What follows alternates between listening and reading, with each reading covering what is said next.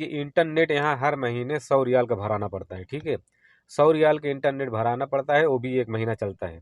2 साल यहाँ रुकना है तो 2 साल में सोच लो आप, इंटरनेट लगभग कुछ नहीं तो इसका 48-48 हज़ार रुपया पहुँच जा रहा है अपने इधर का लगभग, यानी छोटा मोटा मिला के 50,000 समझ लो कि इंटरनेट का आप यहाँ 2 साल में इंटरनेट 50,000 की यूज करते हैं यहाँ पे Saudi Arab. Hi guys, welcome my new blog. कैसे आप लोग दोस्तों? उम्मीद करता हूँ दोस्तों खैरियत से होंगे। गाइस, आप लोग तो थंबनेल में देख ही लिया होगा कि मैं क्या बोलने वाला हूँ, आज क्या बताने वाला हूँ।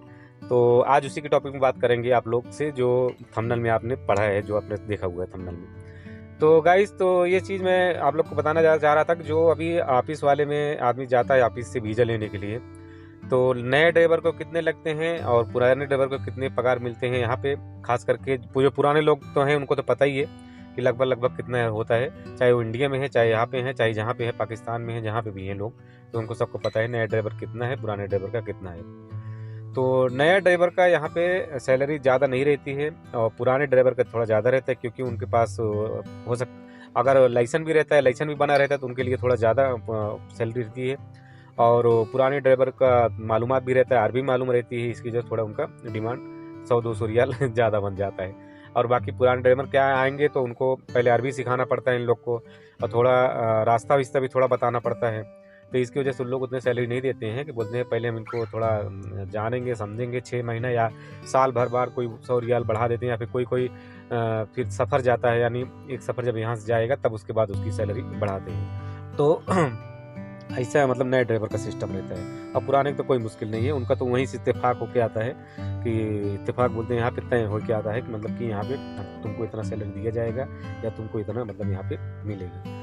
तो नए ड्राइवर में सैलरी में लगभग आपको यहाँ पे 1400 से 1500 तक मिल जाता है। ठीक है, 1400 से 1500 तक यहाँ पे आपको नई सैलरी नए ड्राइवर को मिल जाता है। और पुराने ड्राइवर को ज़्यादा करके घर खाते में, यानी जो जो इसमें रहते हैं, घर में ड्राइवर रहते हैं, कंपनी का छोड़ दो, तो इसमें भी उनको ज़्यादा कर पुराने ड्राइवर के लिए 1700 से 1800 तक इनका सैलरी रहता है यहाँ पे घर खाते में। और घर खाते में सिर्फ इतनी सैलरी रहेगी, इससे ज़्यादा कोई बताएगा तो उस पर यकीन मत मानना। हाँ, अगर हो सकता है कंपनी का बताए 1800, 1900, 2000, तो हो सकता है उनका कंपनी का रहता है तक लगभग, और ज़्यादा करके कंपनी में भी 1800 ही रहता है। और इसकी वजह छोटी गाड़ी वाले की इसकी वजह से कि कंपनी में ओवर टाइम लग जाता है, तो आपको ओवर टाइम मिलता है, तो आपका 2200 रियाल 2500 रियाल लगभग पहुँच जाता है ओवर टाइम के लिए। तो ज़्यादा करके वहाँ पे भी 1700-1800 ही पगार रहता है कंपनी का भी, वहाँ पे ओवर टाइम रहता है। घरों में ओवर टाइम नहीं रहता है। अगर कोई बोले कि हमको घर खाते में इतना मिल रहा है, पैसा इतना दिला रहे हैं, तो कभी मत मानना। और नए ड्राइवर में ज़्यादा करके आपको, अब इंडिया में अगर आदमी इस हिसाब से अगर कमाता रहे तो ना आए तो ठीक है यहाँ पे, क्योंकि नए ड्राइवर में आपको यहाँ पे लगभग ये समझ लो, अगर 1500 सैलरी दे रहा है तो उसको आपको 30 से 35 हज़ार रुपया लगभग 32,000 रुपये लगभग बनेगा आजकल जो रेट चल रहा है यहाँ का। और उसमें भी आपको खर्चा कितना रहेगा, आप ये समझ लीजिए, कम से कम उसमें आप यहाँ पे खाना खाएंगे तो उसमें लगभग 400 रियाल 500 रियाल, जैसे आप जो खाते हैं, कोई नशा वाले हैं तो उनका भी दौर लग जाता है, क्योंकि गोवा गुटखा अपना ये जो सिगरेट ये सब चलता है, तो यहाँ पे सब महंगा ही मिलता है, तो उनका और भी पैसा लग जाता है। तो मिनिमम अगर मैं बता रहा हूँ, मिनिमम अगर 500 रियाल कम से कम नॉर्मल खर्चा है ही यहाँ पे। जैसे हम लोग अभी कुछ नहीं खाते हैं तो हम लोग का कम से कम 500 रियाल खर्चा रहता ही है इंटरनेट मिला के।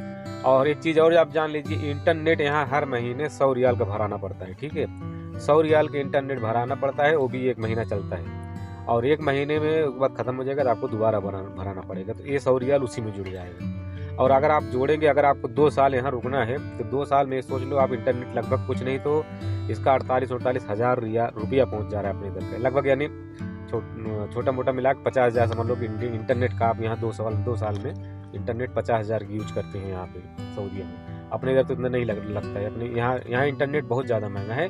इसे नहीं खाली अजनबियों के लिए, यार जो बाहर से हैं उनके लिए, इनके लिए भी, अच्छा हम लोग के लिए थोड़ा फिर भी ठीक है, तो कोई सस्ता सिम मिल जाता है तो हम लोग लेके उसमें 100 रियाल भरा ले रहे हैं। इन लोग तो कम से कम कुछ नहीं तो 2-2, 250 रियाल को भराते हैं, इन लोग का तो और महंगा है।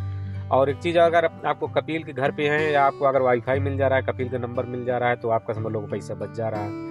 लेकिन फिर भी आपको डालना ही पड़ता है थोड़ा बहुत, क्योंकि आप बाहर जा रहे हैं, घर पे बात कर रहे हैं या मोबाइल देख रहे हैं, कुछ भी रहे तो आपको उसको ज़रूरत पड़ी जाती है। इसकी वजह से आदमी सोचता है कि हम अपना इंटरनेट रहेगा अपने पास रहेगा तो ठीक रहता है वो। तो ये हो गई इंटरनेट की बात। और अभी जो पुराने ड्राइवर हैं उनका लगभग 1700 पगार, 1800 बोलते हैं, कोई 1700 बोलते हैं, कोई मुश्किल नहीं है, 1700 ही पकड़ के चलो।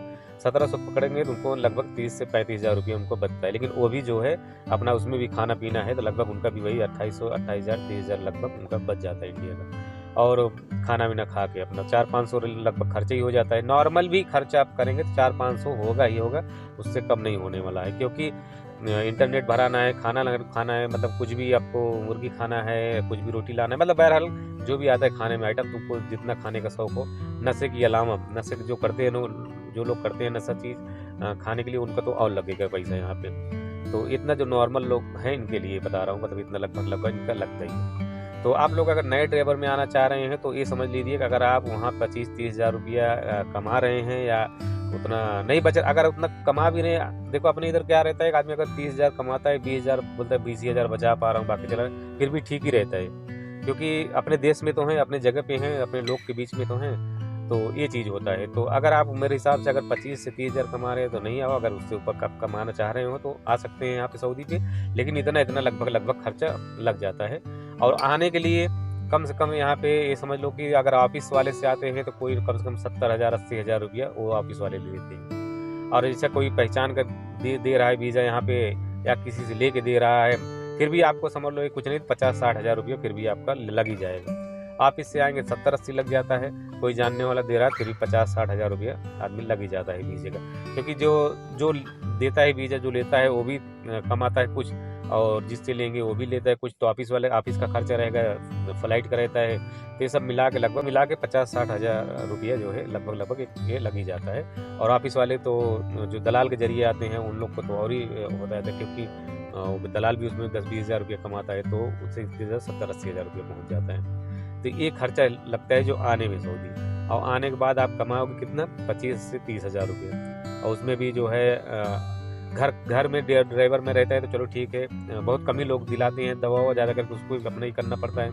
और कंपनी में रहता है तो कंपनी में फ़ायदा ये रहता है, उसमें तामीर बनता है, तो तामीर में जो है आपका मेडिकल कार्ड जो बोलते हैं वो बनता है। तो उसमें क्या है, आपको जो है मेडिकल मतलब फ्री रहता है। आप जाएंगे, जैसे आपको अगर 100 रियाल का या 50 रियाल का दवा है तो उसमें आपको 10-5 रियाल में काम हो जाएगा आपका। तो उसमें जो है तुम्हारा तामीर बनता है, ज़्यादा सब पैसा उसमें हुकूमत यानी भरती है। यहाँ का जो इंश्योरेंस वाला जो रहता है वो भरता है सारा पैसा, जिसका इंश्योरेंस बनता है, इंश्योरेंस कार्ड जो बनता है उसका पैसा वही भरता है। तो घर ख़त्म ऐसे नहीं है, घर ख़त्म ज़्यादा करके सब जिम्मेदार कपील ही रहते हैं, यहाँ पे मैडम ही रहती हैं, लेकिन बहुत कम देते हैं। और बार बार बीमार जो पड़ते रहते हैं उनके लिए बहुत परेशानी है। बाकी 1-2 बार चलो ठीक है, हाँ दे देती है पैसा, आप जाके दवा करा लाओ, तो ऐसे सिस्टम रहता है। तो इतना मेरा बताने का मतलब था कि इतना पैसा लगभग यहाँ आने के बाद आदमी कमाएगा, कितना वहाँ से लगाया कि आएगा, नया ड्राइवर में कितना है, लगभग पुराने ड्राइवर में है कितना है। तो दोस्तों ये थी जानकारी जो मैं आप लोग को देना चाह रहा था। और ज़्यादा करके जो नए लोग हैं उन लोग को समझ में आ गया होगा, और जो पुराने लोग हैं लगभग उनको तो सब पता ही रहता है।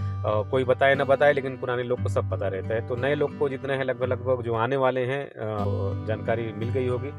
तो दोस्तों आज के व्लॉग में बस इतना ही। आई होप कि आपको वीडियो पसंद आया होगा। अगर मेरे चैनल पहली बार देख रहे हैं तो मेरे चैनल सब्सक्राइब कर लीजिएगा, और ज़्यादा से ज़्यादा मुझे सपोर्ट करिए। और चलो फिर मिलते हैं नेक्स्ट वीडियो में, तब तक के लिए खुदा हाफिज़।